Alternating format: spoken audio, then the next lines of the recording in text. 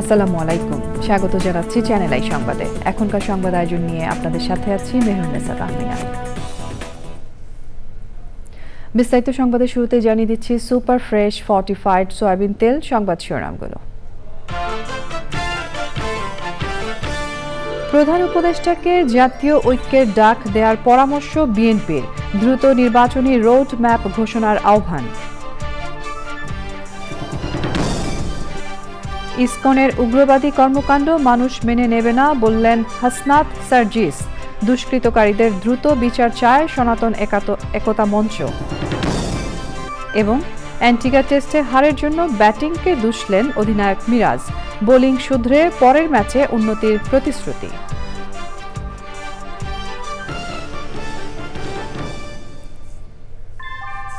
আমরা তৈরি করি বিশ্বমানের জার্মান প্রযুক্তির ভূমিকম্প সহনশীল থার্মেক্স রড, যা আপনার স্থাপনাকে নিরাপদ রাখে প্রজন্ম থেকে প্রজন্ম। সালাম স্টিল, মোস্ট ডিউরেবল স্টিল।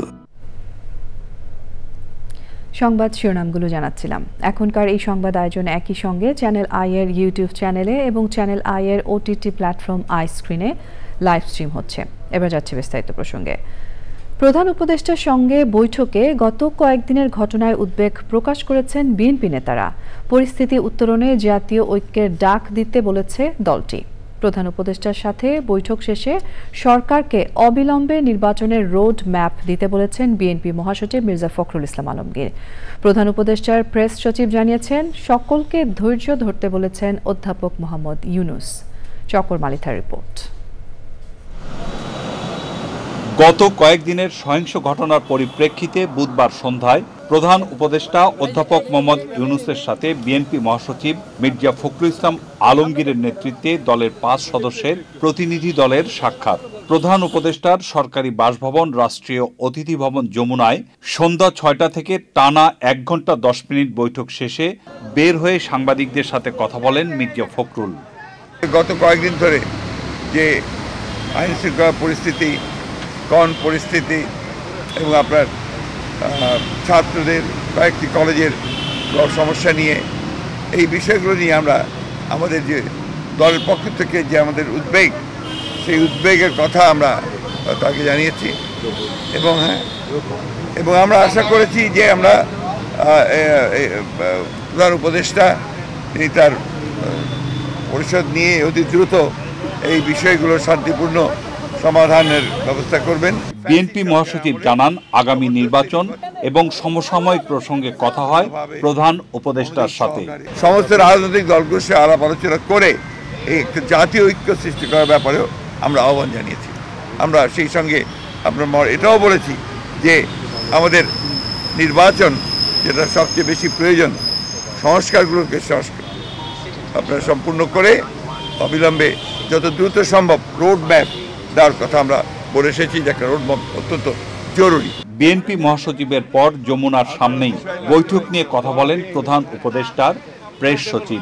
জাতির সমস্ত ইউনিটির ক্ষেত্রে, জাতির স্ট্যাবিলিটির ক্ষেত্রে উনি সবার মধ্যে ইউনিটির কথা বলেছেন। সেটা এবং স্টুডেন্ট, ছাত্র, জনতা, হিন্দু, মুসলমান, খ্রিস্টান সবার মধ্যে উনি ন্যাশনাল ইউনিটির বার্তা দিয়েছেন। বৈঠকে উপদেষ্টা এএফ হাসান আরিফ, আদিলুর রহমান খান, মাহফুজ আলম অংশ নেন। বিএনপি মহাসচিব ছাড়াও স্থায়ী কমিটির সদস্য মির্জা আব্বাস, নজরুল ইসলাম খান, আমির খসরু মাহমুদ চৌধুরী এবং Salahuddin Ahmed. Chakor Malitha, Channel I, Dhaka.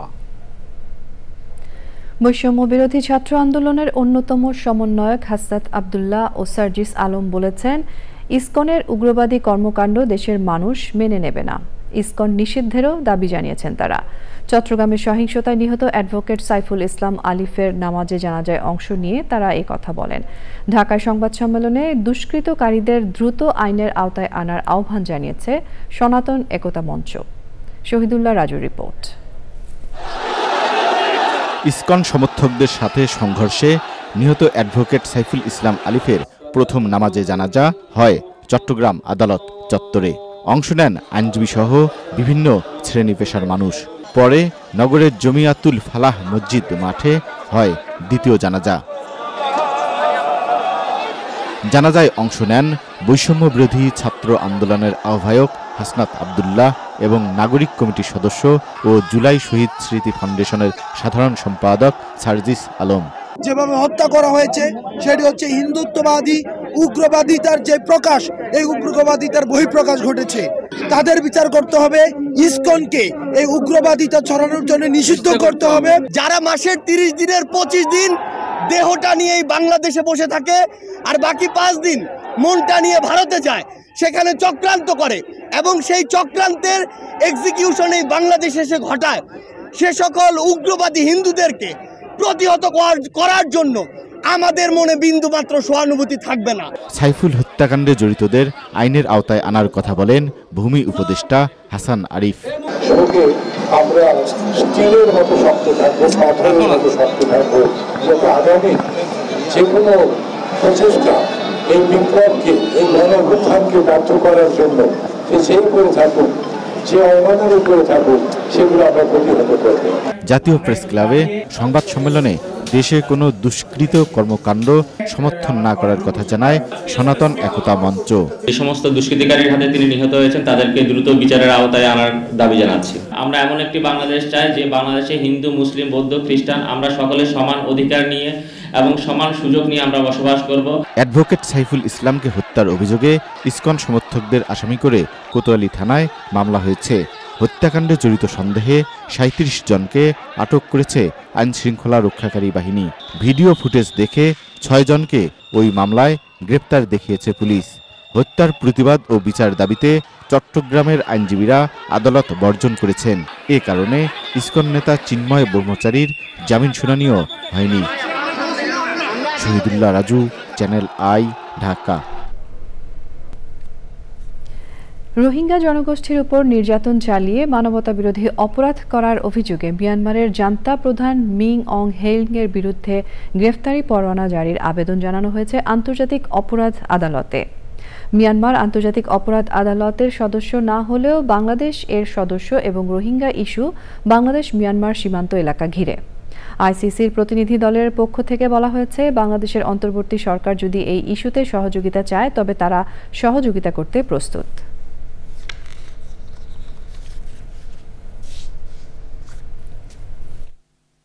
Has received from the government of Bangladesh has been quite tremendous. Bangladesh has been very, very helpful. They made it a whole lot easier for us to do our work here and therefore achieve our objectives. And of course, with that kind of cooperation, if Bangladesh were to ask for support, the Office of the Prosecutor would be more than happy to oblige. দেশের শীর্ষস্থানীয় মানবাধিকার সংস্থা অধিকারকে Asia democracy and human rights অ্যাওয়ার্ডে ভূষিত করেছে Taiwan foundation for democracy. বাংলাদেশের গণতন্ত্র ও মানবাধিকার নিয়ে 1994 সাল থেকে কাজ করছে অধিকার। সেই অনুযায়ী সংস্থাটিতে গবেষণা, অ্যাডভোকেসি, সরকারের কার্যক্রম তত্ত্বাবধান এবং প্রশিক্ষণ দিতে 400 জন মানবাধিকার কর্মী রয়েছেন। 1996 সাল থেকে মানবাধিকার প্রতিবেদন, নাগরিক অধিকার এবং সরকারের কার্যক্রম পর্যবেক্ষণে গুরুত্বপূর্ণ ভূমিকা রাখছে প্রতিষ্ঠানটি। প্রশাসনের স্বচ্ছতা, মানবাধিকার ও নিপীড়নের বিষয়গুলো প্রতিবেদনের মাধ্যমে তুলে ধরছে তারা। গণতন্ত্র ও মানবাধিকার কর্মীদের সমর্থন সহ নানা পর্যালোচনা ও বিচার বিশ্লেষণের পর অধিকারকে Asia democracy and human rights অ্যাওয়ার্ডে ভূষিত করে তাইওয়ান ফাউন্ডেশন ফর ডেমোক্রেসি। পরিসংখ্যান ও তথ্য ব্যবস্থাপনা বিভাগের আওতায় বাংলাদেশ পরিসংখ্যান ব্যুরোর অর্থনৈতিক শুমারি 2024-এর মূল শুমারির মাস্টার ট্রেনারদের 3 দিনের প্রশিক্ষণ উদ্বোধন করা হয়েছে। সকালে পরিসংখ্যান ভবনের বিবিএস অডিটোরিয়ামে প্রশিক্ষণ কার্যক্রমের উদ্বোধন অনুষ্ঠানে পরিসংখ্যান ও তথ্য ব্যবস্থাপনা বিভাগের সচিব মোহাম্মদ মাহবুব হোসেন জানান, মাঠ পর্যায়ে তথ্য সংগ্রহ কার্যক্রম নির্ভুল পরিচালনার লক্ষ্যে প্রশিক্ষণ নির্দেশিকা প্রস্তুত করা হয়েছে। এই সময় প্রকল্প পরিচালক এস.এম. শাকিল আখতার, পরিসংখ্যান ব্যুরোর মহাপরিচালক মোহাম্মদ মিজানুর রহমান সহ প্রকল্পের কর্মকর্তা ও প্রশিক্ষণে অংশগ্রহণকারীরা উপস্থিত ছিলেন। এবারে রয়েছে আমিন জুয়েলার্স আন্তর্জাতিক সংবাদ।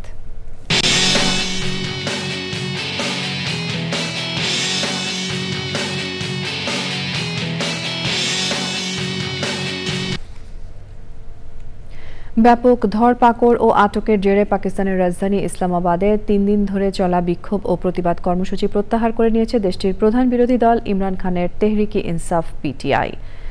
দলের বিবৃতিতে বলা হয়, বিক্ষোভ দমনে নিরস্ত্র মানুষের উপর সরকারের নিষ্ঠুরতার পরিকল্পনার কারণেই সাময়িকভাবে শান্তিপূর্ণ প্রতিবাদ কর্মসূচি স্থগিত করা হয়েছে। সেই সঙ্গে সাবেক প্রধানমন্ত্রী ইমরান খানের নির্দেশনা অনুযায়ী ভবিষ্যতে পদক্ষেপ নেওয়া হবে বলেও জানিয়েছেন তারা।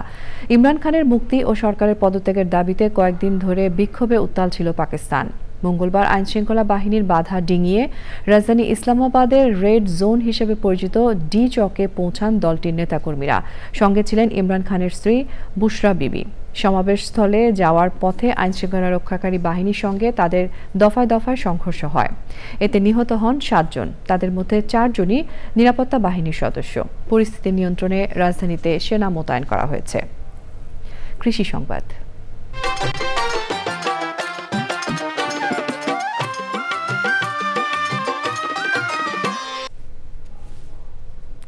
সাতক্ষীরার বিস্তীর্ণ এলাকা জুড়ে জলাবদ্ধতা এবং ঘূর্ণিঝড় দানার প্রভাবে ফসলহানির কারণে গোখাদ্যাভাব তীব্র আকার ধারণ করেছে। দ্বিগুণ দামে খড় ও অন্য গোখাদ্য কিনতে হচ্ছে খামারিদের। বাজারে মাংসের দাম কমে যাওয়ায় গরুর দামও কমে গেছে। অধিকাংশ খামারি লোকসানের মুখে গবাদি পশু বিক্রি করে দিতে বাধ্য হচ্ছেন।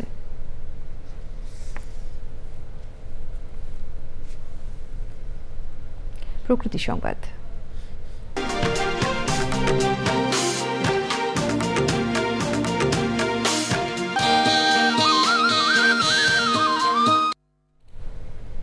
পানি নিষ্কাশনের পথ বন্ধ করে স্থাপনা নির্মাণ করায় বৃষ্টি হলে ভয়াবহ জলাবদ্ধতায় পড়েন সিরাজগঞ্জের কামারখন্দ উপজেলার দশশিকা গ্রামের বাসিন্দারা। এতে স্বাভাবিক জীবনযাত্রা যেমন ব্যাহত হচ্ছে, তেমনি সংকটে পড়েছে খাদ্য উৎপাদনও। সমস্যা সমাধানে অভিযুক্তদের বিরুদ্ধে কঠোর আইনি ব্যবস্থা নেওয়ার কথা বলেছে উপজেলা প্রশাসন।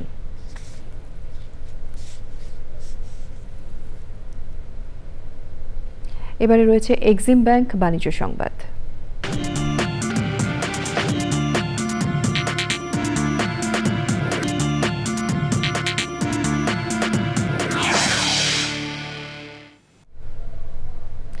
আগের তুলনায় নিত্যপণ্যের বাজারে স্বস্তি ফিরছে বলে দাবি করেছেন অর্থ উপদেষ্টা ডক্টর সালেহ উদ্দিন আহমেদ। সচিবালয়ে ক্রয় সংক্রান্ত উপদেষ্টা পরিষদের বৈঠক শেষে তিনি আরও বলেন, তেল, চিনি, সার সহ অতি প্রয়োজনীয় পণ্যের আমদানি অব্যাহত আছে। গাজীপুর, সাভার সহ বিভিন্ন এলাকায় 10 লাখ পোশাক শ্রমিককে ভর্তুকি মূল্যে টিসিবির পণ্য দেয়া হবে বলেও জানান অর্থ উপদেষ্টা। সংবাদ শেষ করব সুপার ফ্রেশ ফর্টিফাইড সয়াবিন তেল সংবাদ শিরোনামগুলো আরও একবার জানিয়ে দিয়ে। প্রধান উপদেষ্টাকে জাতীয় ঐক্যের ডাক দেওয়ার পরামর্শ বিএনপির। দ্রুত নির্বাচনী রোড ম্যাপ ঘোষণার আহ্বান। ইসকনের উগ্রবাদী কর্মকাণ্ড মানুষ মেনে নেবে না বললেন হাসনাত সার্জিস। দুষ্কৃতকারীদের দ্রুত বিচার চায় সনাতন একতা মঞ্চ। এবং অ্যান্টিগা টেস্টে হারের জন্য ব্যাটিংকে দুষলেন অধিনায়ক মিরাজ। বোলিং শুধরে পরের ম্যাচে উন্নতির প্রতিশ্রুতি।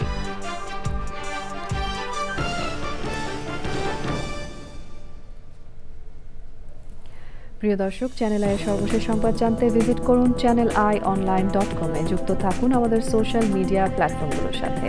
এই সঙ্গে শেষ করছি এখনকার সংবাদ আয়োজন। ধন্যবাদ এতক্ষণ সঙ্গে থাকার জন্য।